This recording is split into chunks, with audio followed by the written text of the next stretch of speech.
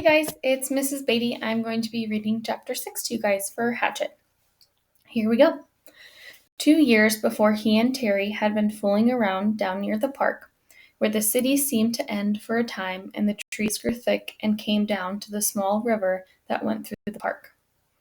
It was thick there and seemed kind of wild, and they had been joking and making things up, and they pretended that they were lost in the woods and talked in the afternoon about what they would do. Of course, they figured they'd have all sorts of goodies like a gun and a knife and fishing gear and matches so they could hunt and fish and have a fire. Excuse me. I wish you were here, Terry, he thought, with a gun and a knife and some matches. In the park that they had decided the best shelter was to lean to, Brian set out to make one up. Maybe over it with grass or leaves or sticks, he thought, and he started to go down the lake again, where there was some willows, but he could cut down trees for braces. But it struck him that he ought to find a good place to lean to, so he decided to look around first.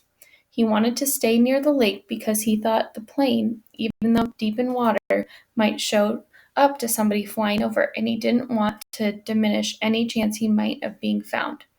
His eyes fell upon the stone ridge to his left, and he thought at first he could build his shelter against the stone. But before that, he decided to check out the far side of the ridge, and that was where he got lucky. Using the sun and the fact that it rose in the east and set in the west, he decided that the far side was the northern side of the ridge.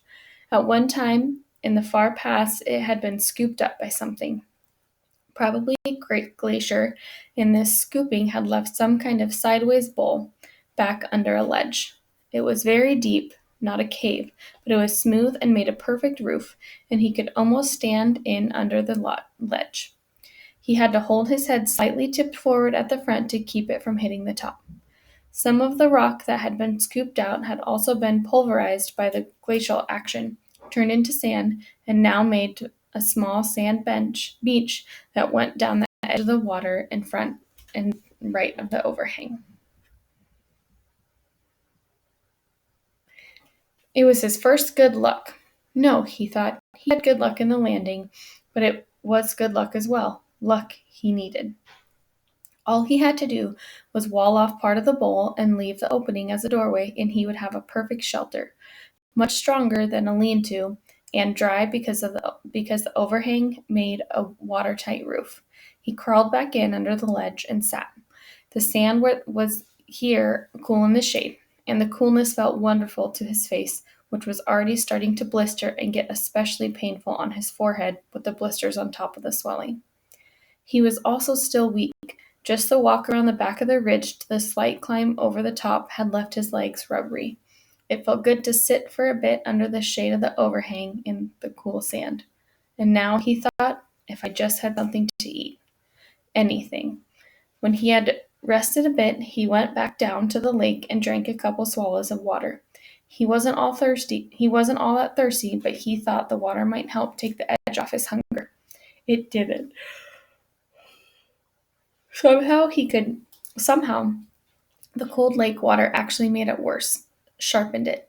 He thought of dragging in wood to make a wall on part of the overhang. He picked up one piece to pull up, but his arms were too weak, and he knew then it wasn't just the crash and injury to his body and his head. It was also that he was weak from hunger. He would have to find something to eat. Before he did anything else, he would have to find something to eat. But what? Brian leaned against the rock and stared out at the lake. What in all of this was there to eat? He was so used to having food just be there, just always being there. When he was hungry, he went to the icebox or to the store or sat down to a meal his mother cooked. Oh, he thought, remembering a meal now. Oh, it was last Thanksgiving, last year, the last Thanksgiving they had as a family before his mother demanded the divorce and his father moved out in the following January.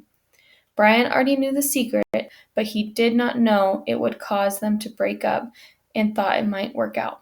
The secret that his father still did not know, but he would try to tell them when he saw him.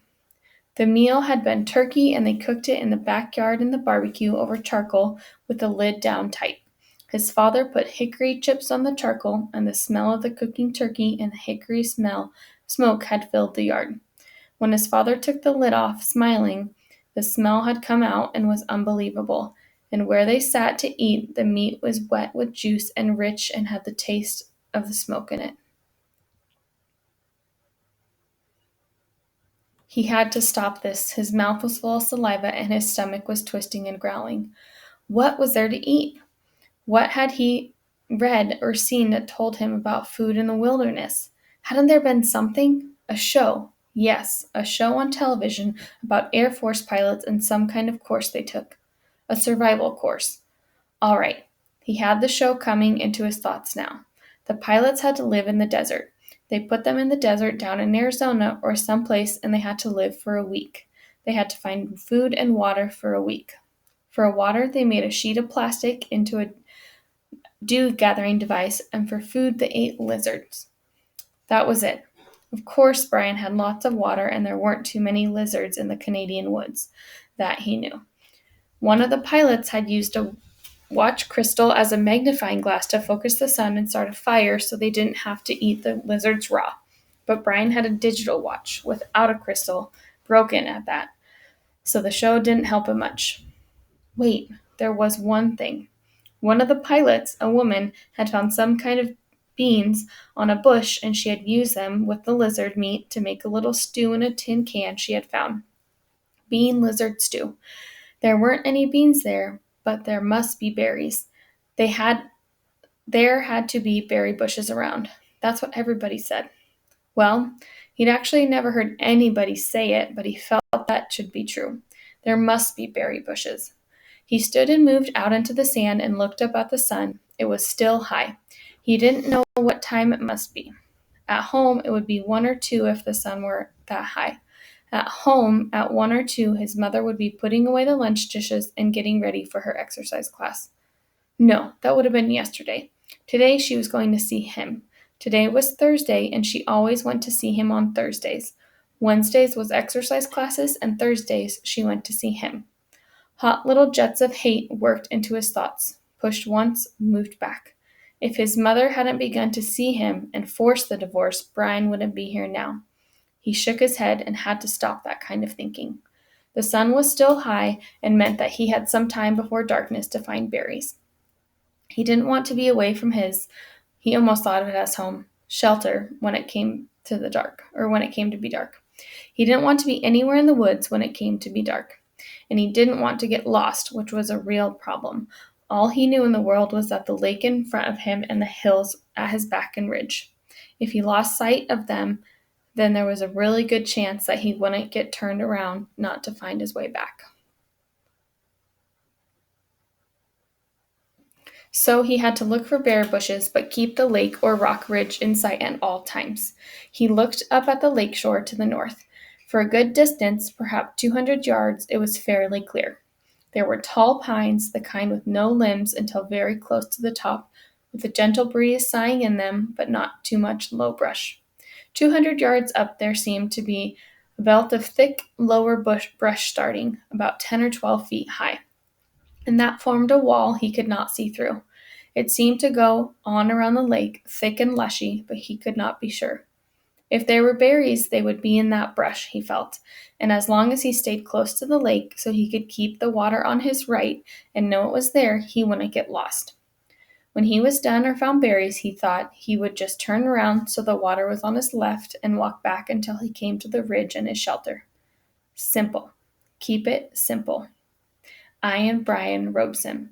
I have been in a plane crash. I'm going to find some food. I'm going to find some berries. He walked slowly, still a bit pained in his joints and weak from hunger, up along the side of the lake. The trees were full of birds singing ahead of him in the sun. Some he knew, some he didn't. He saw a robin and some kind of sparrow and a flock of reddish-orange birds with thick beaks. 20 or 30 of them were sitting in one of the pines. They made much noise and flew away ahead of him when he walked under the tree. He watched them fly, their color a bright slash in solid green, and in this way he found the berries. The birds landed in some taller willow type of undergrowth with wide leaves and started jumping and making noise. At first he was too far away to see what they were doing, but their color drew him and he moved toward them, keeping the lake in sight on his right, and when he got closer, he saw they were eating berries. He could not believe it was that easy. It was as if the birds had taken him right to the berries. The slender branches weren't up 20 feet and were heavy. Were up about 20 feet and were heavy, drooping with clusters of bright red berries. They were half as big as grapes, but hung in bunches like grapes, and when Brian saw them glistening red in the sunlight, he almost yelled.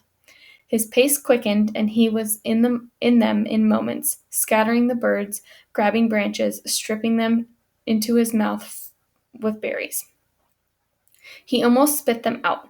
It wasn't that they were bitter so much that they lacked any sweetness, had tart flavor, and left his mouth dry feeling. And they were like cherries in that they had large pits which made them hard to chew. But there was such hunger on him, such an emptiness, that he could not stop and kept stripping branches and eating berries by the handful, grabbing and jamming them into his mouth and swallowing the pits and all. He could not stop, and when, at last, his stomach was full and he was still hungry. 2 days without food must have shrunken his stomach, but the drive of hunger was still there. Thinking of the birds and how they could come back into the berries when he left, he made a carrying pouch of his own torn windbreaker and kept picking. Finally, when he judged that he was close to 4 pounds in the jacket, he stopped and went back to his camp by the ridge.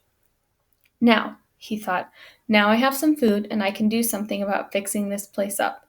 He glanced at the sun and saw he had time before dark. If only I had matches, he thought, looking ruefully at the beach and lakeside. There was driftwood everywhere, not to mention dead, dry wood all over the hill, and dead, dry branches hanging from every tree. All firewood. And no matches.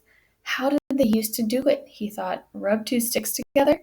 He tucked the berries in a pouch in under the overhang of the cool shade and found a couple of sticks. After 10 minutes of rubbing, he felt the sticks, and they were almost too cool to touch. Not that, he thought. They didn't just do fire that way.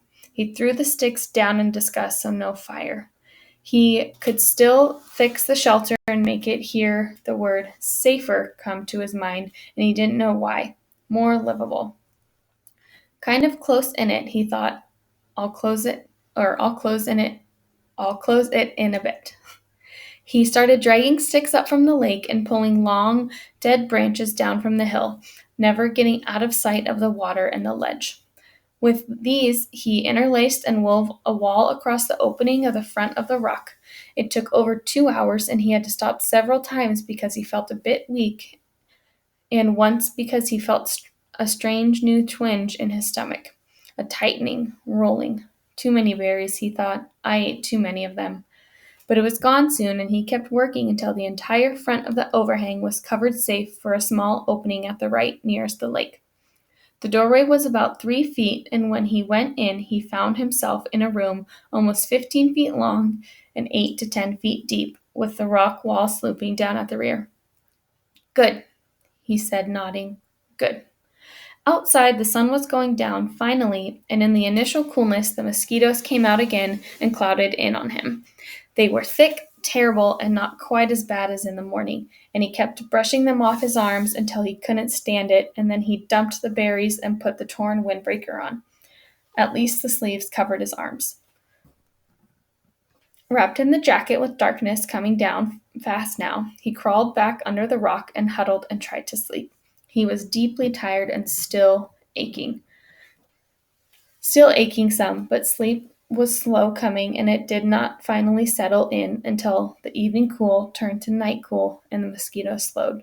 Then, at last, with his stomach turning on the berries, Brian went to sleep.